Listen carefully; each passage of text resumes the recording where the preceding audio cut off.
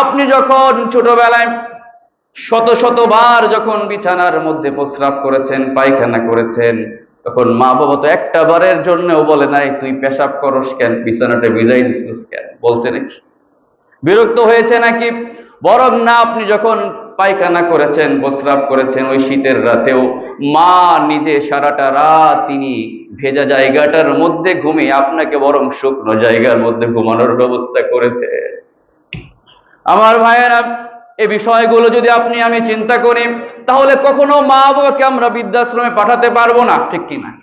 বরং মা বাবার জায়গা তো এই বৃদ্ধাশ্রমে নয়, বরং মা বাবার জায়গা হচ্ছে আপনার আমার কলিজার ভিতরে, ঠিক কিনা? গায়ের রক্ত পানি করে ঘাম ঝরিয়ে যে বাবা মা আপনাকে বড় করলো, একটা অবস্থায় আপনার সেই বাড়িটার মধ্যে, আপনার সেই বিশাল বড় ফ্ল্যাটটাতে একটা রুম মা বাবার জন্য হয় না, ঠিক কিনা বলেন? অথচ রব্বুল আলামিন মা বাবার সাথে ইহসানের আদেশ প্রদান করলেন। রব্বুল আলামিন সূরাত বানি ইসরাঈলের মধ্যে বললেন, ওয়াকাদা রাব্বুকা আল্লা তা'বুদু ইল্লা ইয়্যাহু ওয়া বিল ওয়ালিদাইনি ইহসানা। রব্বুল আলামিন বললেন, আর তোমাদের জন্য আল্লাহ সুবহানাহু ওয়া তাআলার পক্ষ থেকে ফয়সালা এসেছে, ডিসিশন এসেছে, অর্ডার হয়েছে, চূড়ান্ত ফয়সালা হয়ে গিয়েছে। অবশ্যই তোমরা ইবাদত করবে একমাত্র আল্লাহর, আর অবশ্যই তোমাদের পিতামাতার সাথে সদাচার করবে। সুবহানাল্লাহ। রব্বুল আলামিন এক নম্বরে কি বললেন? আল্লাহ তা'বুদু ইল্লা ইয়াহু, ইবাদত করতে হবে কার? বলেন, কার করতে হবে? ইবাদত করতে হবে আল্লাহর। আর আল্লাহর ইবাদতের পরে রব্বুল আলামিন যে বিষয়টাকে সংযুক্ত করলেন, অ্যাড করলেন, এটা অন্য কোনো বিষয় না, সেটা হচ্ছে মা বাবার সাথে উত্তম আচরণ করার বিষয়। সুবহানাল্লাহ। তাহলে চিন্তা করেন বিষয়টা কত গুরুত্বপূর্ণ হতে পারে। আল্লাহ সুবহানাহু ওয়া তাআলা তার ইবাদতের কথা বলার পরেই মা বাবার কথাটা আনলেন। কেননা মা বাবা এত বেশি কষ্ট করেছেন আপনার আমার জন্য, মা বাবার এত বেশি ত্যাগ স্বীকার, যেটা রব্বুল আলামিন আপনার আমার মস্তিষ্কের মধ্যে গেঁথে দেওয়ার জন্য তার ইবাদতের পরেই মা বাবার বিষয়টাকে তিনি নিয়ে এসেছেন। সুবহানাল্লাহ। এরপরেও ও যুবক, কেমনে তুমি তোমার মা বাবার সাথে অন্যায় আচরণ করো, কেমনে তুমি তোমার মা বাবাকে বৃদ্ধাশ্রমে পাঠাও? রব্বুল আলামিন বললেন, ইম্মা ইয়াবলুগান্না ইনদাকাল কিবারা আহাদুহুমা আও কিলাহুমা ফালা তাকুল লাহুমা উফফিন ওয়ালা তানহারহুমা ওয়া কুল লাহুমা কাওলান কারীমা। রব্বুল আলামিন একটা বিশেষ পিরিয়ডের কথা সামনে এনে বললেন, যখন তোমাদের মা বাবা যখন এমন একটা অবস্থায় যখন তারা পৌঁছে যাবে, যখন তারা হয়তো তাদের সমস্ত কাজগুলো একা একা করতে পারবে না, হেল্পের দরকার হয়, সহযোগিতার দরকার হয়, এমন একটা অবস্থায় যখন তোমার মা বাবা পৌঁছে যাবে, তখন এই মা বাবাকে অবজ্ঞা করা যাবে নাকি? যাবে?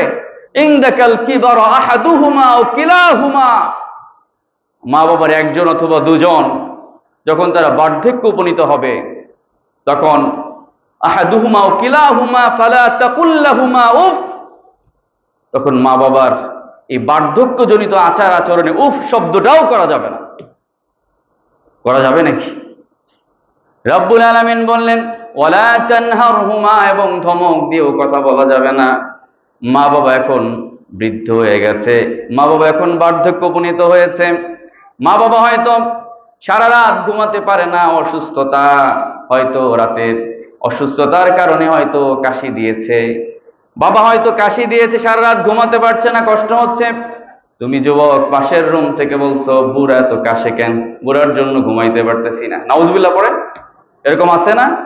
মা বাবা হয়তো বিছানায় প্রস্রাব করে দিয়েছে, পায়খানা করে দিয়েছে, আপনি বিরক্ত হয়ে গেছেন, আপনি বললেন, উফ বুড়াটা মরে না কেন, বুড়িটা মরে না কেন?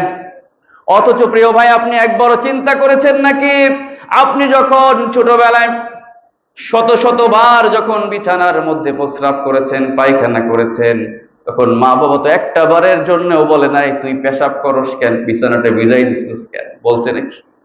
বিরক্ত হয়েছে নাকি? বরং না, আপনি যখন পায়খানা করেছেন, প্রস্রাব করেছেন ওই শীতের রাতেও, মা নিজে সারাটা রাত তিনি ভেজা জায়গাটার মধ্যে ঘুমিয়ে আপনাকে বরং শুকনো জায়গার মধ্যে ঘুমানোর ব্যবস্থা করেছে। আমার ভাইয়েরা, এই বিষয়গুলো যদি আপনি আমি চিন্তা করি, তাহলে কখনো মা বাবাকে আমরা বৃদ্ধাশ্রমে পাঠাতে পারবো না, ঠিক কিনা? বরং মা বাবার জায়গা তো এই বৃদ্ধাশ্রমে নয়, বরং মা বাবার জায়গা হচ্ছে আপনার আমার কলিজার ভিতরে, ঠিক কিনা?